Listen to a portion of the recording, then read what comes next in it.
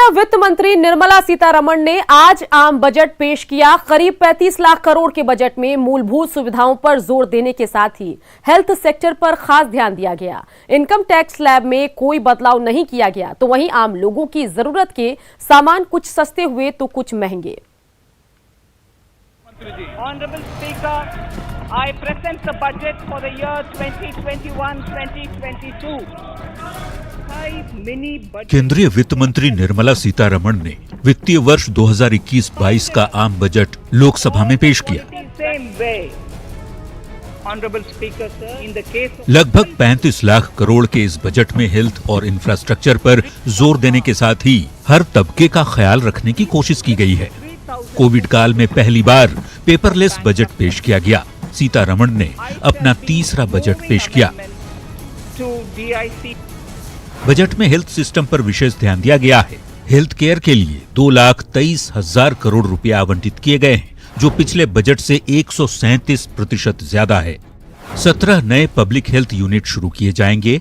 602 block में CCU अस्पताल बनाए जाएंगे। कोरोना वैक्सीन के लिए 35,000 करोड़ का फंड बनाया गया है। साथ ही पीएम आत्मनिर्भर स्वस्थ भारत योजना भी शुरू करने की बात कही गई है। कोरोना काल में सभी की नजर सरकार के बजट पर टिकी थी। ऐसे में वित्त मंत्री ने कोरोना वैक्सीन के लिए 35,000 करोड़ रुपए के आवंटन का ऐलान कर देश की जनता को बड़ी राहत दी है। Honorable Speaker, I have provided 35,000 crores of rupees for COVID-19 vaccine in this year 21-22. I am committed to provide further funds if required. हालांकि इस बार के बजट में टैक्स स्लैब में कोई बदलाव नहीं किया गया है, लेकिन सीनियर सिटीजन को बड़ी राहत दी गई है। 75 साल से ज्यादा उम्र के लोगों को टैक्स रिटर्न भरने से छूट देने का ऐलान किया गया है। इस साल के बजट में क्या सस्ता हुआ और क्या महंगा, ये आम लोगों के लिए अहम है। तो मोबाइल उपकरण महंगा हो गया, कॉपर सस्ता हो गया, ऑटो पार्ट्स महंगे हो गए, जबकि लेदर सस्ता हुआ, कॉटन महंगा हो गया, सोना चांदी भी सस्ती हो गई। मतलब ये कि मोबाइल फोन, मोबाइल के चार्जर, मोबाइल पार्ट्स, आभूषण के रत्न और जूते महंगे हो गए, जबकि नायलॉन के कपड़े, स्टील के बर्तन, पेंट, ड्राई क्लीनिंग, पॉलिस्टर के कपड़े और तांबे का सामान सस्ता हो गया। बात यदि इस बजट में रेलवे के विकास की करें तो इस मद में 1,10,055 करोड़ रुपए का प्रावधान किया गया है। 2030 से नई रेल योजना शुरू करने का भी लक्ष्य रखा गया है। मेट्रो के लिए 11,000 करोड़ का प्रावधान किया गया, जबकि मेट्रो सेवा के विस्तार के लिए केंद्र सरकार राज्यों को मदद करेगी। साथ ही 2023 तक रेलवे का विद्युतीकरण करने का लक्ष्य भी निर्धारित किया गया है। बजट में देश के बुनियादी ढांचे को मजबूत करने पर विशेष ध्यान दिया गया, तो वहीं किसानों को 1.5 गुना एमएसपी देने का वादा किया गया। वित्त मंत्री ने कहा कि सभी कमोडिटी के लिए किसानों को 1.5 गुना एमएसपी दी गई। मतलब ये कि निर्मला सीतारमण के पिटारे से हर तबके पर ध्यान देने की कोशिश की गई है। उम्मीद है आने वाले वक्त में बजट के प्रावधानों से आम लोगों को राहत मिलेगी। Bureau report, news 18। आम बजट को बीजेपी ने अभूतपूर्व बजट करार दिया। बीजेपी नेताओं ने कहा कि ये बजट गांव, गरीब, मजदूर और किसानों का बजट है। बहुत ही उत्तम और श्रेष्ठ कोटि का यह बजट जो देशवासियों के लिए बहुत ही लाभान्वित करने वाला है। देश के प्रत्येक क्षेत्रों में सेक्टोरल डेवलपमेंट कैसे हो, इस बजट के माध्यम से परिलक्षित किया गया है। ये बजट गांव, गरीब, किसान और मजदूरों के लिए बजट है। जो देश के प्रधानमंत्री जिस बात की ओर बार बार ध्यान दिलाते हैं कि वे आत्मनिर्भर भारत बनानी है, तो आत्मनिर्भर भारत तभी बनेगा जब हम सभी सेक्टर, खास करके जो गांव है, किसान है, मजदूर है, और उसमें से जो कमज़ोर तबके के भी जो लोग हैं, दलित है, एसटी है, तो सारे चीज़ों को उन बजट में वित्त मंत्री ने समाहित किया है। हम कह सकते हैं कि आम बजट नया भारत और लोकल पर वोकल के मंत्र के साथ 130 करोड़ भारतीयों के लिए आत्मनिर्भर भारत का बजट है। ये हेल्थ सेक्टर का बजट है, जान भी है और जहान भी है।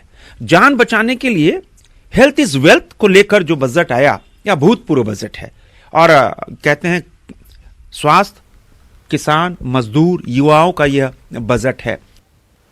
मुख्यमंत्री हेमंत सोरेन ने आम बजट पर निशाना साधा। उन्होंने कहा कि आत्मनिर्भर भारत अब आत्म बेचो भारत हो गया है। पेट्रोल डीजल में तो शेष बढ़ ही गया, 4 रुपए तक बढ़ गए। गरीबों का जो मनरेगा है उसमें तो कोई बदलाव नहीं। आत्मनिर्भर भारत देखो इतनी बार बोला गया है कि अब वो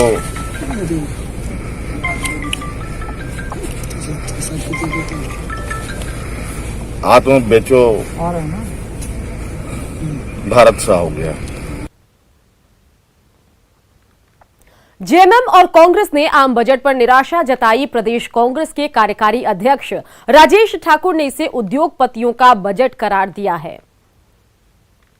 बजट में कहीं गांव दिख रहा है, न गरीब के लिए कुछ दिख रहा है, और किसान तो ऑलरेडी सड़कों पर ही है, वो अपने हक अधिकार की लड़ाई लड़ रहा है। तो किसानों के लिए भी इस सरकार ने संवेदना नहीं दिखाई, यानी सरकार के मन में किसानों के प्रति जो भाव होना चाहिए था वो भाव भी नहीं दिखा इस बजट में। बजट पूरी तरह से बोगस है और हम समझते हैं जो इस सरकार की मूल अवधारणा है कि अपने उद्योगपति मित्रों को लाभ पहुंचाना और तमाम सरकारी कंपनियों को जिसे नेहरू और गांधी परिवार ने खड़ा किया है उसको समूल नष्ट कर देना, उस सोच के साथ इस सरकार ने बजट को पेश किया है। दुमका के गांधी मैदान में कल जेएमएम का 42वां स्थापना दिवस मनाया जाएगा, जिसमें सीएम हेमंत सोरेन और जेएमएम सुप्रीमो शिबू सोरेन भी शामिल होंगे। कोरोना के कारण इस बार दिन में समारोह का आयोजन किया गया है। समारोह कल सुबह 11 बजे शुरू होगा और 3 बजे तक खत्म होगा। इसे लेकर मुख्यमंत्री हेमंत सोरेन दुमका पहुंच गए हैं।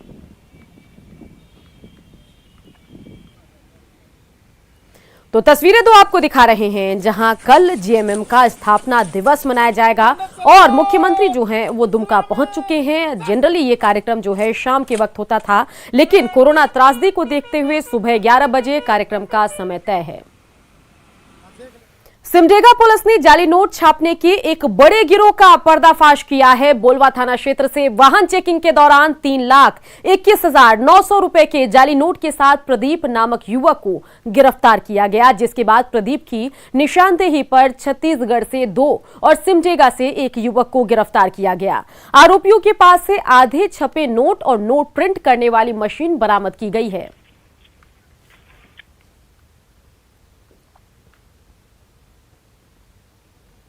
तो तस्वीरें तो आपको दिखा रहे हैं जहां सिमडेगा पुलिस को बड़ी सफलता हाथ लगी। ये गिरोह जो है, जो अब पुलिस के हत्थे चढ़ चुका है, ये नकली नोट छापने का कारोबार करता था और जब ये पुलिस के हत्थे चढ़े तो पुलिस को अर्धनिर्मित नकली करेंसी भी बरामद हुई।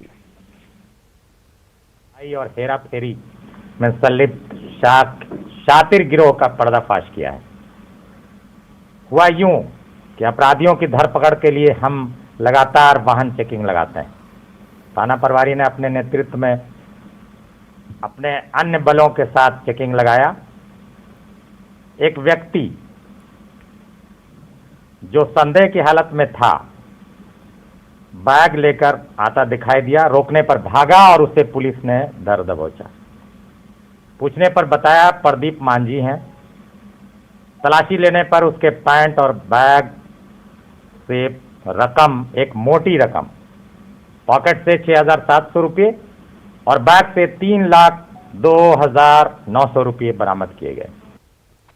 धनबाद के केंदुआडुई मछली पट्टी में बम फटने से 3 बच्चे जख्मी हुए। जख्मी एक बच्चे की स्थिति गंभीर बनी हुई है। इसके अलावा बाकी बच्चों की अगर बात करें तो 2 घायल बच्चों का इलाज कर केंद्र सरकारी स्वास्थ्य केंद्र में चल रहा है, जबकि एक की स्थिति गंभीर देखते हुए SNMCH भेज दिया गया है। खेलने के दौरान हादसा हुआ। पुलिस इस मामले की पड़ताल कर रही है।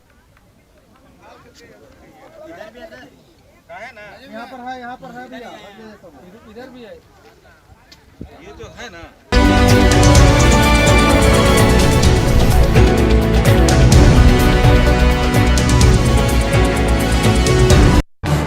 इस न्यूज हेडलाइंस के प्रायोजक पेट सफा आयुर्वेदिक जूस।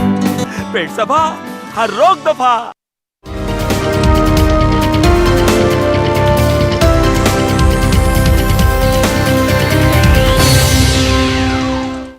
एक जीनियस की पहचान छोटी उम्र से ही हो जाती है। इन्होंने अपना कमाल छोटी उम्र से ही दिखाना शुरू कर दिया। नेटवर्क 18 की इस खास पहल में ऐसे ही कुछ जीनियस से आपको रूबरू कराएंगे। बायजूस यंग जीनियस में पिछले हफ्ते आप मिले दुनिया में सबसे तेज रफ्तार की अगर हम बात करें तो सबसे तेज रफ्तार से ड्रम बजाने वाले बच्चे चेन्नई के स्टीवन से और बंगाल में रहने वाले कोडिंग जीनियस अनुब्रता से। इनका उत्साह बढ़ाया विशाल डडलानी ने। आइए देखते हैं उसी की एक झलक। नमस्कार, आज हमारे साथ हैं the drumming sensation from Chennai 14 साल के स्टीवन सैमुअल। 11 साल की उम्र में ही इन्होंने लंदन के प्रसिद्ध ट्रिनिटी कॉलेज के ग्रेड 8 ड्रमिंग म्यूजिक एग्जाम को पास किया और बन गए ऐसा करने वाले दुनिया के सबसे छोटे यानी कम उम्र के musician. Hi, I'm Steven Samuel. I'm a musician. I play many percussive instruments like cajon, darbuka, mridangam, tabla, but I'm specialized in drums. My dream is to get a Grammy Award.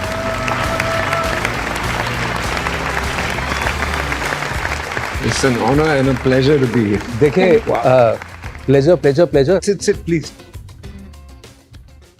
So, Stephen, I mean, you know, obviously, because I'm someone who's been following your work, what made you choose drums as your primary instrument? आपने इन सारे instruments में से drums को क्यों चुना? Yeah, I love rhythm so much. So every heartbeat is a rhythm. Yeah. ये तो पंचलाइंस भी बढ़िया बोलता है। Every heartbeat is a rhythm. कुछ जैम हो जाए, कुछ साज के साथ कुछ हो जाए। आप हमें और आपकी आवाज, इनका साज। We'll figure something out. If I do like a really simple beat, like a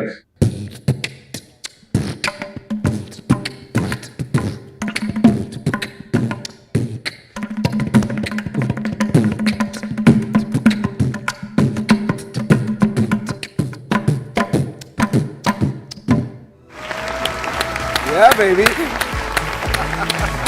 बहुत मजा आया आप लोगों के साथ बात करते हुए, आपकी बातें सुनकर। लेकिन अब वक्त हो चला है स्टीवन सैमुअल के कमाल को देखने का ड्रम्स पर। Yeah, can't wait.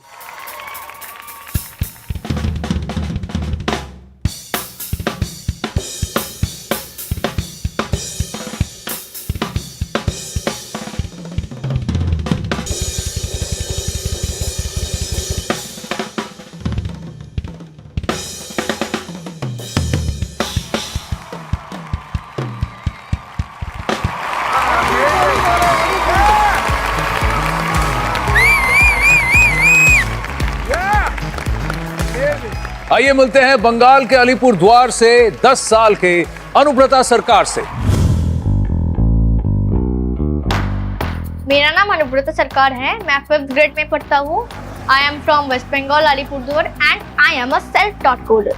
मेरा सपना है कि मैं एक दिन एक प्रोफेशनल कोडर बनूं और बहुत सारे यूजर फ्रेंडली ऐप्स बना सकूं, क्योंकि मुझे पता है कि everything in the world is coded and can be designed as per requirement.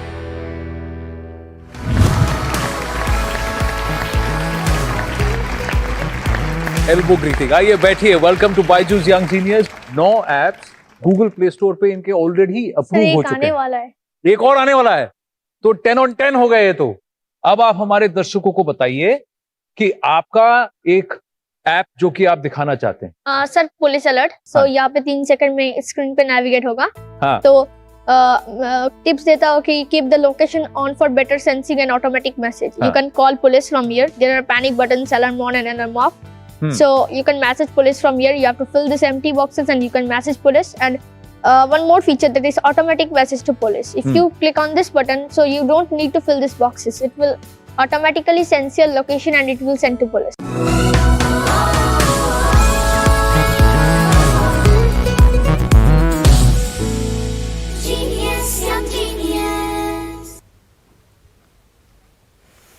और इसी के साथ इस बुलेटिन में इतना ही, लेकिन आप बने रहिए क्योंकि आगे आपको दिखाएंगे 200 गांव 200 खबर।